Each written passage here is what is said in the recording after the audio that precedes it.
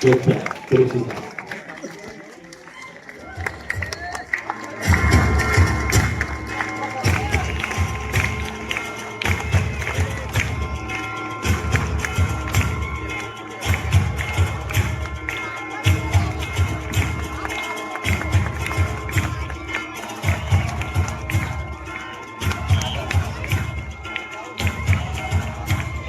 Election आ रहे हैं, दादा ने इशारा किया, इलेक्शन आ रहे हैं। अब इलेक्शन में क्या होता है, क्योंकि कुछ लोगों का धंधा इसी पर चलता है। उनकी तफरीह, किसी की तफरीह रहती, किसी का टपरा रहता, किसी की फैक्ट्री रहती। अब इलेक्शन आ रहे हैं।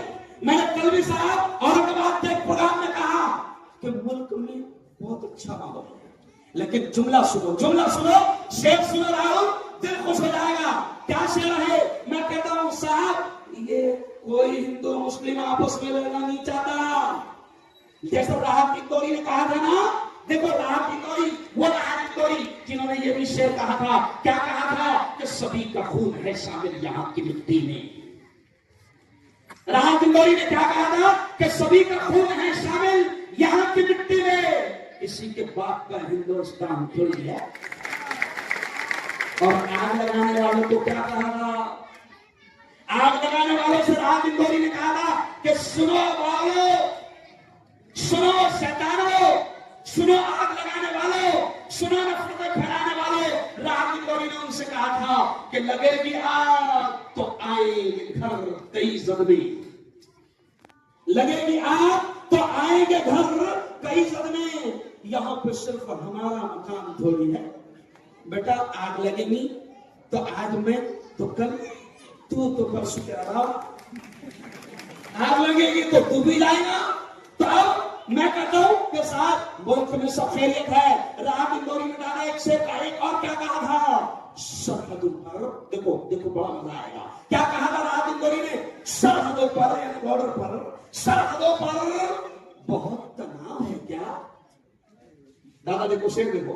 राहत इंदौरी ने कहा था सरहदों पर बहुत तनाव है क्या? जरा पता तो करो चुनाव है क्या? कि बॉर्डर पर, सरहदों पर बहुत तनाव है क्या? जरा पता तो करो। अरे बोलो, चुनाव है क्या? राहुल तूने शेर नहीं सुना बेटा, तू फोन रखने लगे बाबा। राहत इंदौरी ने क्या कहा था? राहत इंदौरी ने शेर कहा था कि सरहदों पर यानी बॉर्डर पर, सरहदों पर बहुत तनाव है क्या? जरा पता तो करो चुनाव है क्या?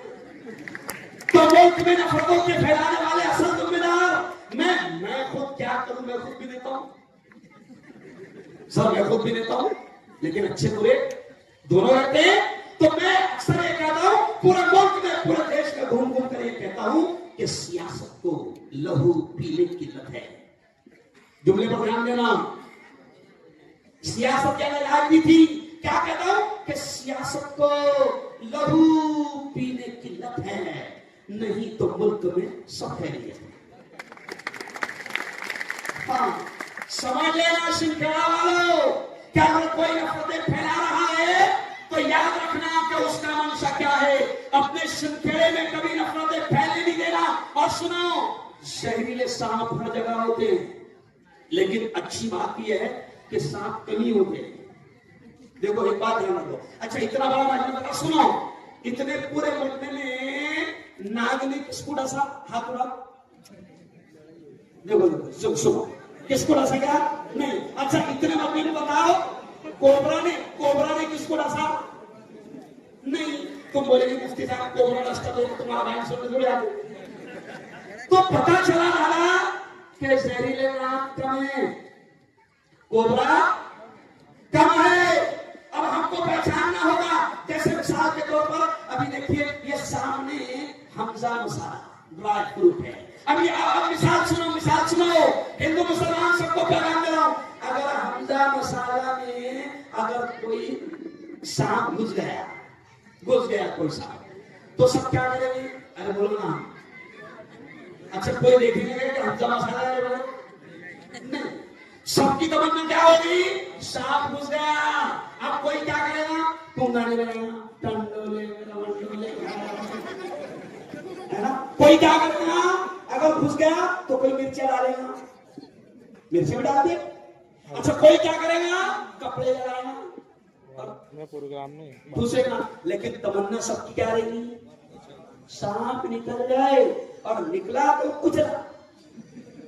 तो अब सांप हर जगह है, लेकिन हमको जब वो सांप घुस जाए तो हमारी कोशिश ये होना चाहिए, इलेक्शन आएगा, इलेक्शन में नफरतें फैलाने वाले, शहरीले बोलने वाले बहुत आएंगे, लेकिन आपको उनको पहचानना होगा।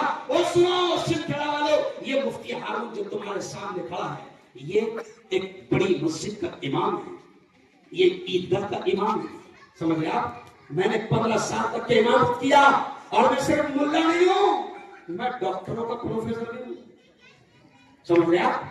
मैं, ये मेरे दोस्त बैठे हैं, वॉइस ऑफ मीडिया की टीम आई हुई है, अभी पूरी की पूरी टीम ने रेस्ट हाउस पर आकर, सुनो सिलसिला वालों, तुम्हारे मौलाना का सत्कार करने के लिए, तुम्हारे सारे पत्रकार आज एक मौलाना का सत्कार करने के लिए वहां पर आए, जोरदार voice of media, voice of media जो भारत के पत्रकारों की सबसे बड़ी सम्मेलन है, और सिर्फ भारत नहीं, दुनिया के 56 देशों में इसका नेटवर्क है। दादा, मैं मुल्ला होने के बावजूद, मैं मुस्लिम धर्म गुरु होने के बावजूद, आज पत्रकारों की संगठन का उर्दू डिपार्टमेंट का पूरे मुल्क का अध्यक्ष हूं मैं। अभी देखो, राहुल ने ब्लू शॉल लगाया, मैंने कबूल किया। राहुल ने डॉक्टर भीमराव साहब अंबेडकर का पुतला और उनकी मूर्ति, जो भी मानो, वो मेरे हाथ में दिया। मैंने कहा राहुल, देश तो भीमराव साहब अंबेडकर के संविधान से ही, संविधान जिंदा है, तो हम ये जो बोल रहे ना, ये भी संविधान की देन है। ये जो तुम बैठे ना बेटा, ये भी संविधान की देन है, नहीं तो सीधा डब्बे आते तुमको लेके